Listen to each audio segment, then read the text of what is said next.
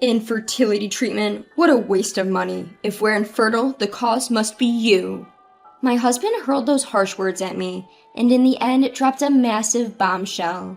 I'm going to divorce my infertile wife and marry your sister instead, haha.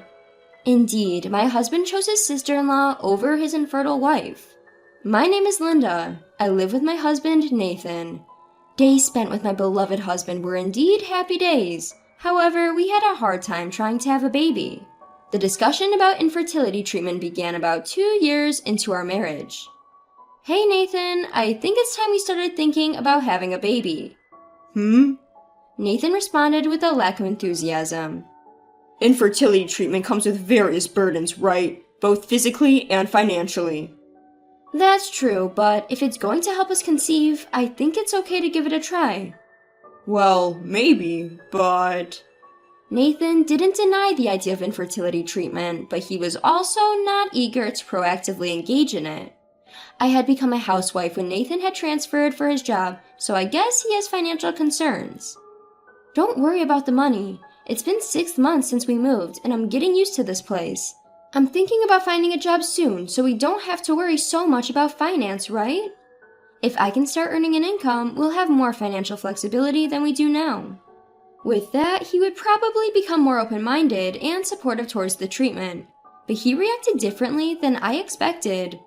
Well, it'd be great if you could start working. But? I don't know how I feel about you finding a job for the sake of getting treatments. It's like putting the cart before the horse. Don't most people conceive naturally? That's not necessarily true. Women's bodies aren't that simple. I hear that when couples can't have kids, the cause is usually the female. Slightly irritated by Nathan's words, I responded. I do hear that often, but there are cases where the male may be the cause, you know. Alcohol, obesity, even diseases from childhood can cause male infertility. He frowned disapprovingly. Maybe, but statistically speaking, it's more likely to be the female, right?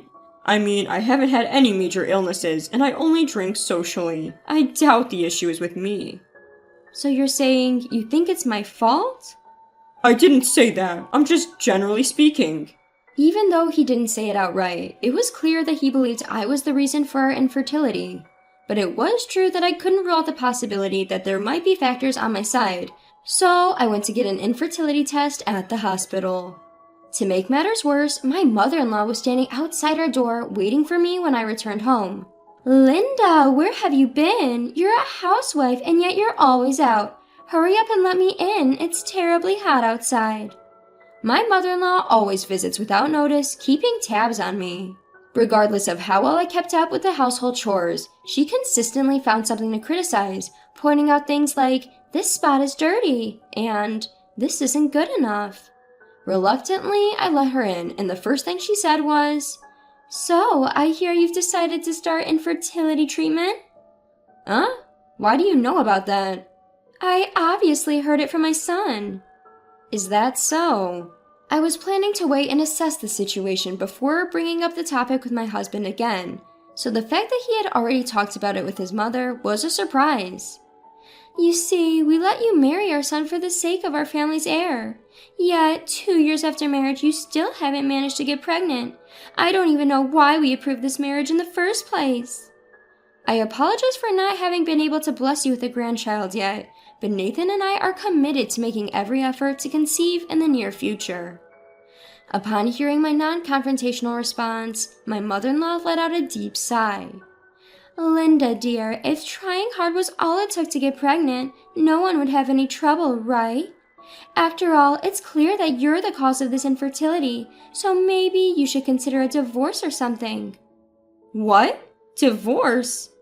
It makes sense, doesn't it? There's no way my son is the cause. Like mother, like son. Not only my husband, but also my mother-in-law doubted that I was the cause.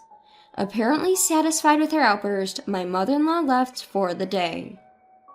Upon my husband's return from work, I relayed the comments made by his mother. See, even Mom says the problem isn't me. If we're infertile, it must be you, Linda. He responded with a smug look while nodding in agreement.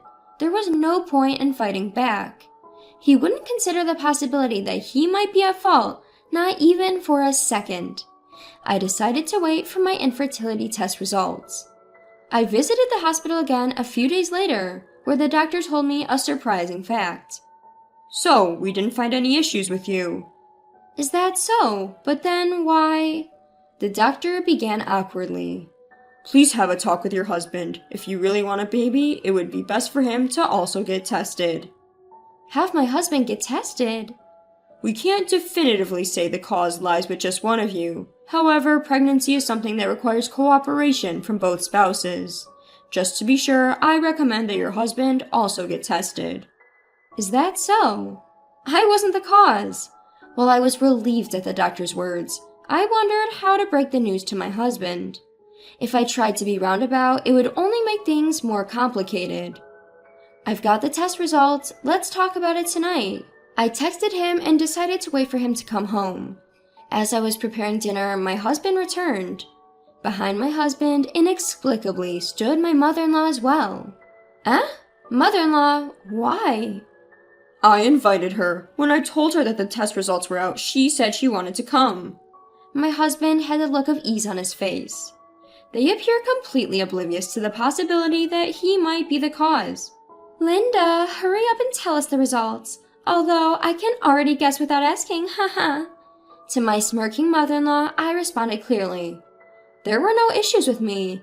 The doctor suggested Nathan also get tested.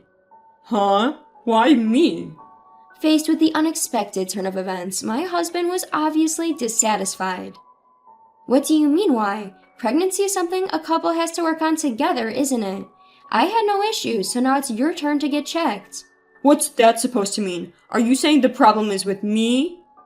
That's not what I'm saying. If we both get tested and neither of us is the issue, that's reassuring. If by any chance you are the issue, then we just have to get the proper treatment. As I tried to appease my angry husband, my mother-in-law interrupted. Stop this nonsense. Nathan has always been healthy. There have never been any issues with him. It's impossible for him to be the cause. It seemed as though she hadn't been listening to a word I said, as she stubbornly insisted that her son was not the issue. To convince them both, I showed them the medical report I received from the doctor. Look, I got this today. It clearly shows that they didn't find anything. Yet, both Nathan and my mother-in-law casually glanced over the report, showing little interest in actually reading it thoroughly. Clearly, they were reluctant to accept the reality. Nathan finally blurted out an outrageous statement. Women are the ones who get pregnant, so the problem must be with you. Wait a second, I just showed you the test results. His mother once again interjected, shrugging her shoulders in disbelief. This must be a fake report anyway, right? Going to such extremes just to avoid a divorce. You're truly a frightening woman. What? Why would I do such a thing? Stop saying ridiculous things. Ignoring my protest, the two continued their conversation.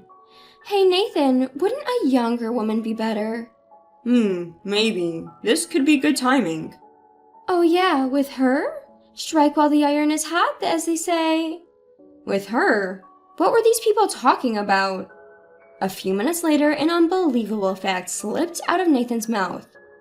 Well, actually, I've impregnated your sister. What? We recently found out she's pregnant. If I were infertile, she wouldn't be pregnant, right? My sister's pregnant? I was so stunned that I couldn't think straight. Nathan continued without paying attention to my state. So, here's the thing. I'm thinking of marrying your sister. Mom has been saying she wants a grandchild soon after all. My mind went blank and I felt like collapsing right then and there. An affair with my sister? And she's pregnant and they're going to get married? Wait, Sarah's still in college. And she has a boyfriend. Yeah, but apparently she fell for me. When did this? We've been seeing each other for a while now. Nathan reveals the cruel truth nonchalantly. He was having an affair with my sister while we were discussing our infertility issues? Abandoned by my husband and betrayed even by my own sister. I had no idea any of this was happening while we were discussing our infertility. My mother-in-law further compounded my already speechless state with her insults.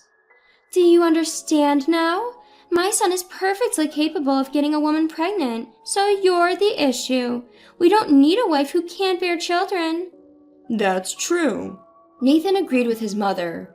It's settled then. We're getting a divorce. I already have the papers. Fill them out quickly.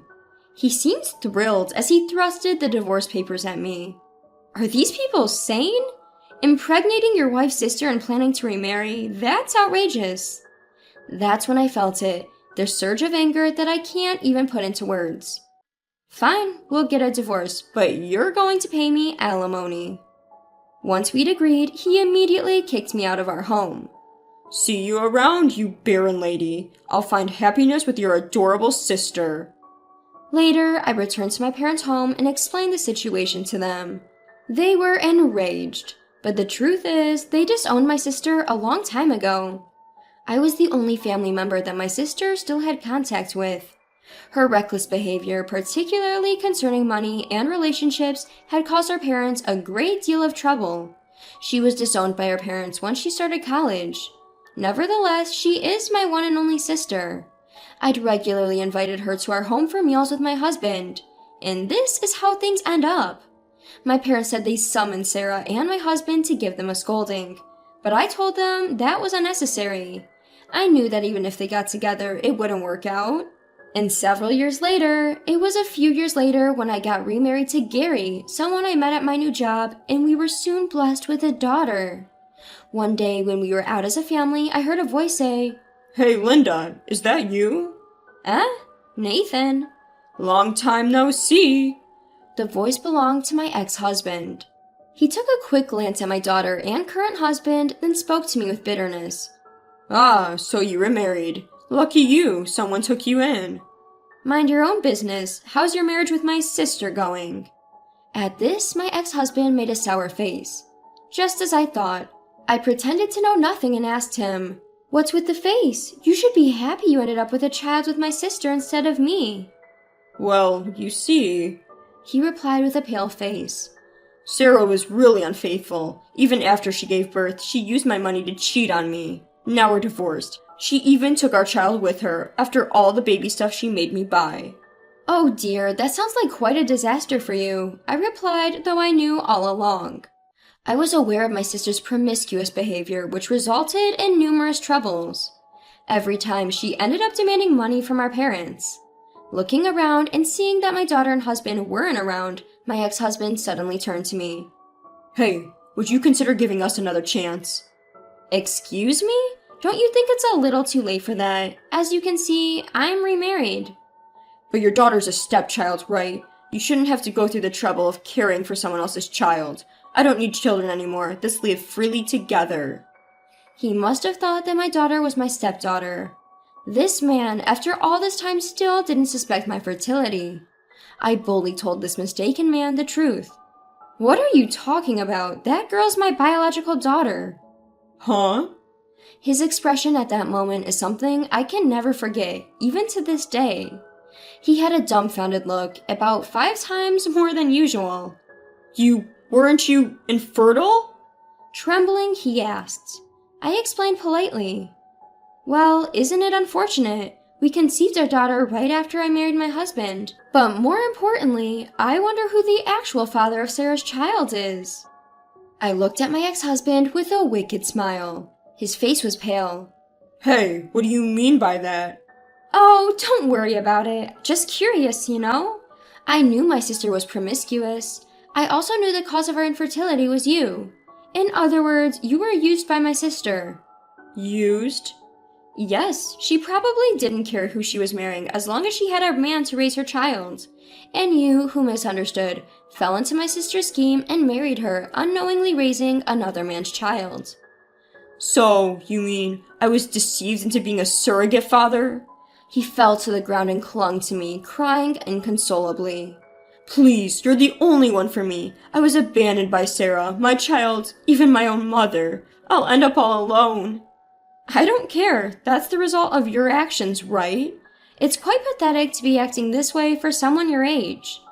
I looked down and threw those words at him. He slumped his shoulders, completely disheartened. Ever since, despite our conversation, he has kept sending me desperate texts.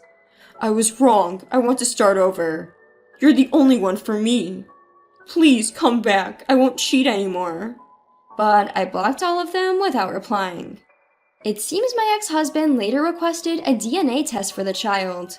As a result, it was confirmed that the child was not his.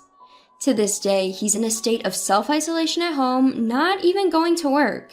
Being abandoned by his mother, his only ally, feels like he's getting what he deserves. I, of course, haven't seen my ex-husband since that day. I have a family that is incomparably more precious. I couldn't care less about that man. I want to continue to prioritize my husband, who chose me, and our daughter, who came into our lives, focusing on them as we cherish each day.